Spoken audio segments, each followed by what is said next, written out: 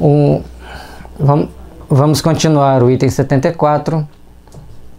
As pessoas qualificadas de elétricas podem ser consideradas médiums? Pessoas elétricas, aquelas que dão choque, você encosta nelas, toma aquele choquinho. Aí vai variar muitas intensidades, assim como no magnetismo. As pessoas elétricas também vão variar muito. Tanto as pessoas de grande magnetismo, quanto as pessoas de grande poder elétrico, hoje parece ser bem raros. Eu não sei, que dificilmente a gente encontra alguém com essas características. Essas pessoas tiram de si mesma o fluido necessário à produção de fenômenos e podem operar sem o concurso de outros espíritos. Não são, portanto, médiuns, no sentido de se atribui a esta palavra, mas também pode dar-se que um espírito as assista e se aproveite das suas disposições naturais. Então, as pessoas elétricas, elas são médiuns que podem propiciar a produção de fenômenos físicos. Então, todas aquelas pessoas que dão um choquinho, elas podem produzir fenômenos físicos. Certa vez, eu li, não me lembro em qual livro, e também o Espírito me intuiu, que as pessoas que têm vitiligo são médiuns de efeitos físicos. E como elas não disciplinam a mediunidade, elas vão doando os fluidos de uma forma muito desproporcional e acaba ficando com o vitiligo. À medida que elas eduquem a mediunidade delas, o vitiligo sumiria.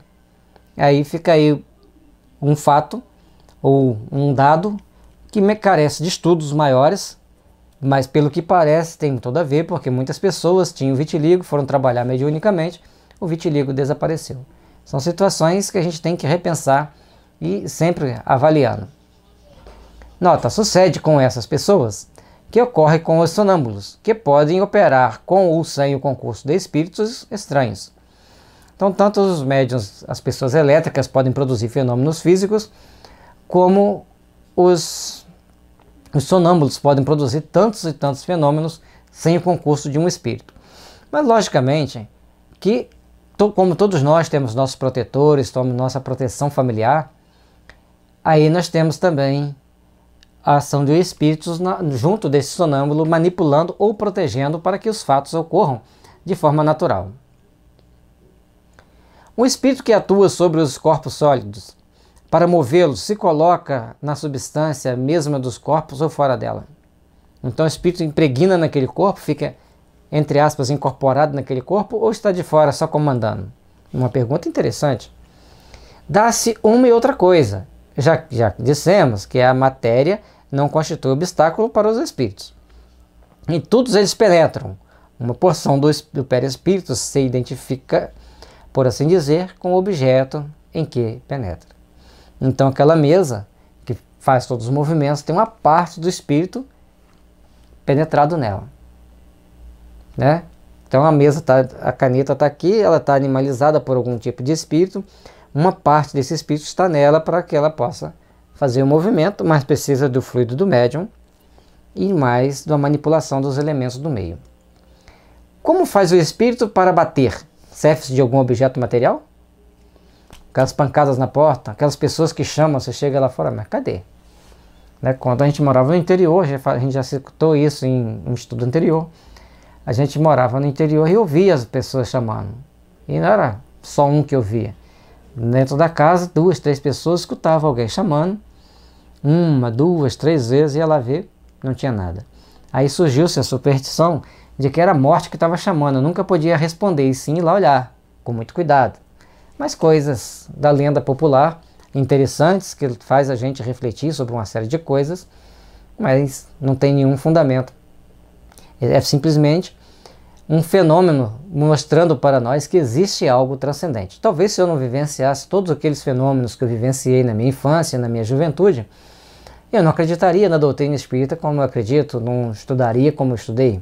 Então tudo tem uma razão de ser, tudo tem um motivo. São pontos para nos despertar, para nos fazermos pensar e nos fazermos compreender de determinados fatos, determinadas situações. Tanto quanto nos braços para levantar a mesa, sabe-se perfeitamente que nenhum martelo tem o espírito à sua disposição. Seu martelo é o fluido que, combinado, ele põe em ação, pela sua vontade, para mover ou bater. Quando move um objeto, a luz vos dá a percepção do movimento. Quando bate, o ar vos dá o do som. Então, você está numa sala, ele está movendo, você está tendo a percepção do que aquilo está movendo. E quando dá uma pancada, você vai ouvir que está dando a pancada, mas não tem um martelo para ele bater, ele tem fluido. Pode até materializar um martelo, mas a gente não vai estar vendo aquele martelo, a menos que isso faça parte da demonstração que o Espírito quer dar para as pessoas, para acordar as pessoas. Concebemos que seja assim quando o Espírito bate num corpo duro, mas como pode fazer que se ouçam ruídos ou sons articulados na massa instável do ar. Então,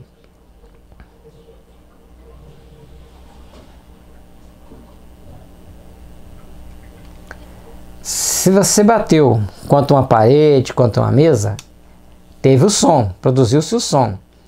E quando não bateu em nada? Não tem nada ali para bater e você escuta aquele som? Boa pergunta. Pois que é possível atuar sobre a matéria. Tanto pode ele atuar sobre uma mesa como sobre o ar, que também é matéria, só que é fluídico. Você faz assim, você não pega o ar, mas você sente que tem um ar aqui que até mesmo vai produzir um vento. Quando aos sons articulados, pode-se imitá-los, como o pode fazer com quaisquer outros ruídos.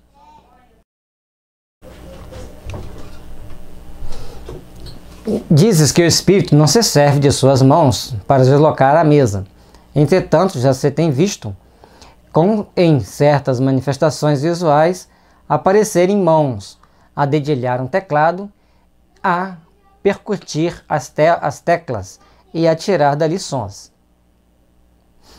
Neste caso, o movimento das teclas não será devido, como parece, à pressão dos dedos? E não é também direta ou real essa pressão quando se faz sentir sobre nós, quando as mãos que a exercem deixam marcas na pele?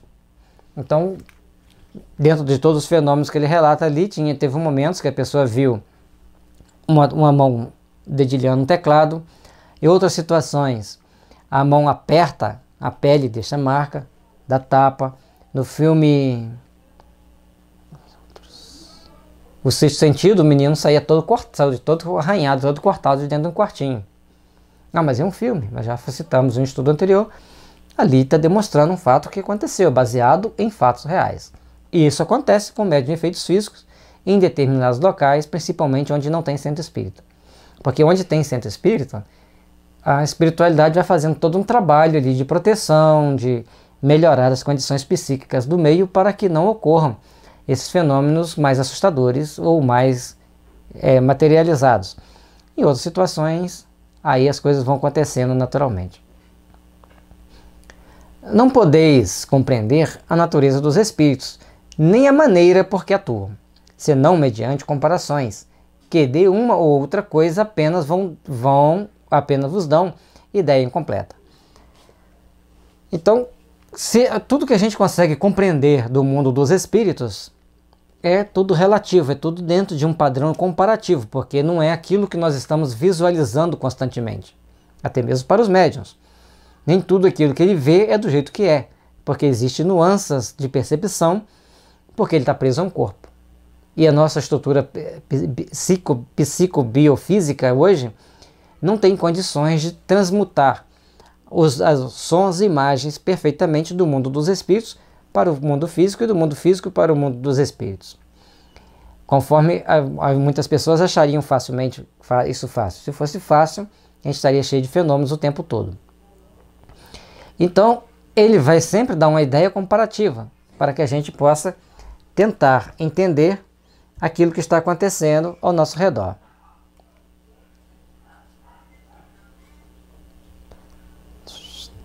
A ideia completa. E errareis, sempre que quiserdes assimilar os vossos processos de que eles usam. Então, se a gente quiser, sempre que a gente quiser comparar aquilo que a gente usa com o que os espíritos usam, a gente vai errar. Esses, necessariamente, hão de corresponder à organização que lhes é própria. Já não disse eu que o fluido do perispírito penetra na matéria e com ela se identifica, que a anima de uma vida factícia? Pois bem, quando o espírito põe os dedos sobre as teclas, realmente os põe e de fato as movimenta. Então ele identifica, para produzir um fenômeno físico, o espírito tem que se entremear com aquela matéria, com aquela substância ao qual ele quer mover. E quando é para teclar, ele realmente movimenta com a ponta dos dedos. Vamos continuar o estudo. Porém, não é por meio da força muscular que exerce a pressão. Ele as anima como faz com a mesa e as teclas, obedecendo-lhes à vontade. Se abaixam e tangem as cordas do piano. Em tudo isto, uma coisa ainda se dá, que difícil vos será compreender. Então tem a questão das teclas estarem imantadas por ele, obedece a um comando baseado na sua vontade, é um fato, e tem aquilo que vai ser difícil para a gente compreender ainda. Vamos lá. É que alguns espíritos tão pouco adiantados se encontram e, em comparação com os espíritos elevados, tão materiais se conservam, que guardam as ilusões da vida terrena e julgam obrar como quando tinham o corpo de carne. Então, já é outro fator que tem que ser observado. O espírito está tão apegado às coisas materiais, está pensando tanto que a vida é tal qual no mundo dos espíritos, é tal qual aqui na Terra, que ele produz todos os fenômenos naturalmente como se ele tivesse aqui. Ou melhor, ele pensa que está produzindo como se ele estivesse aqui na Terra, mas não está, ele está fazendo uma imantação. Não percebem a verdadeira causa dos efeitos que produzem, mais do que um camponês compreende a teoria dos sons que articulam.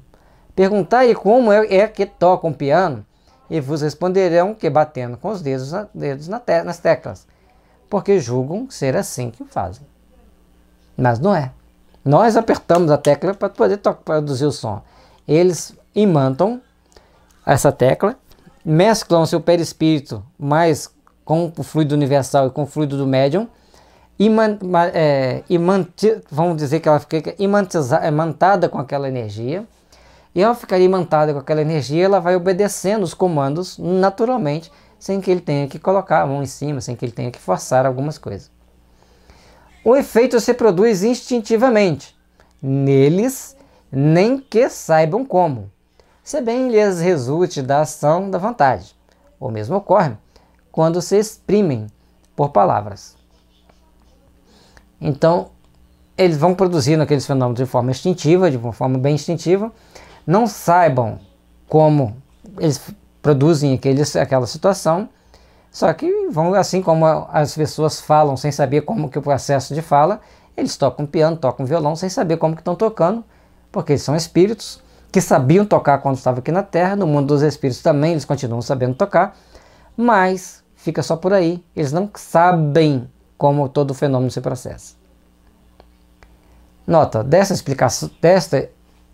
explicações, decorre que os espíritos podem produzir todos os efeitos que nós, outros homens, produzimos, mas por meios apropriados à sua organização. Olha, uma conclusão muito lógica, muito inteligente, mas eu não tinha pensado, pelo menos eu não tinha pensado nela. Eles podem produzir os fenômenos físicos tal qual nós produzimos, mas na condição apropriada à sua constituição, a sua organização biopsíquica, como ele pode produzir. Algumas forças que lhes são próprias substituem os músculos que precisamos para atuar, da mesma maneira que, para o mundo, o gesto substitui, para o mudo, né, o gesto substitui a palavra que lhe falta.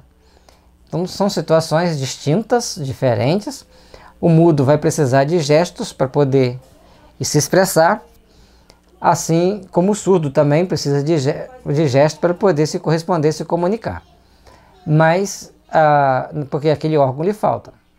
Então, os espíritos eles não precisam dos músculos, eles precisam de um magnetismo especial, de uma condição especial e de um fluido especial também para que ele produza todos aqueles fenômenos. Entre os fenômenos que se apontam como probantes da ação de uma impotência oculta, alguns há, evidentemente, contrários a todas as conhecidas leis da natureza. Nesses casos, não será legítima a dúvida? Então, tem determinadas situações que acontecem de uma forma muito diferente. Como determinadas situações que acontecem de uma forma muito fora daquilo que nós entendemos, fora daquilo que nós aceitamos. Mas, sempre tem um mas, né? É de acordo com aquilo que os espíritos podem fazer, podem colocar em prática.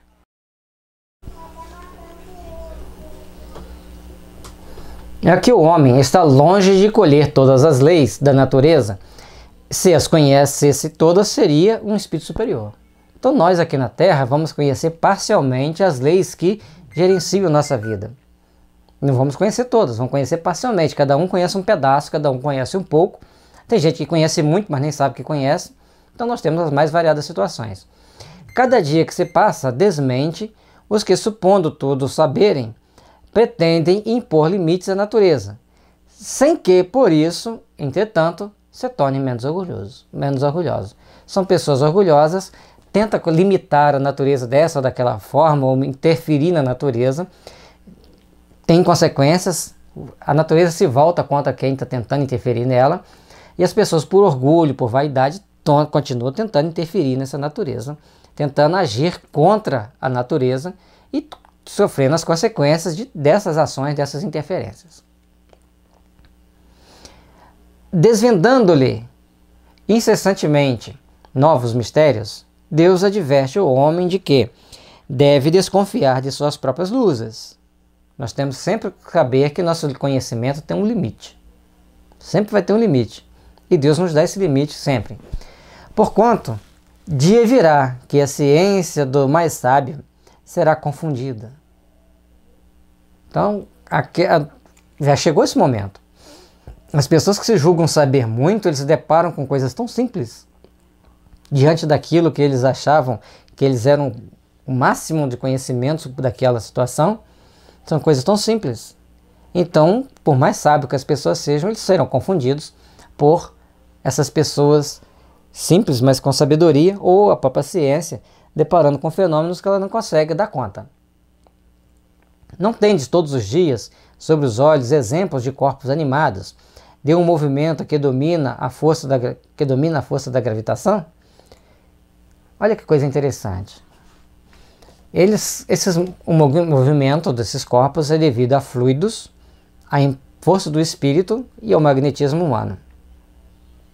Não seria isso aí mais ou menos o princípio ativo de uma máquina que produzisse todos esses fenômenos para fazer as viagens intergalácticas?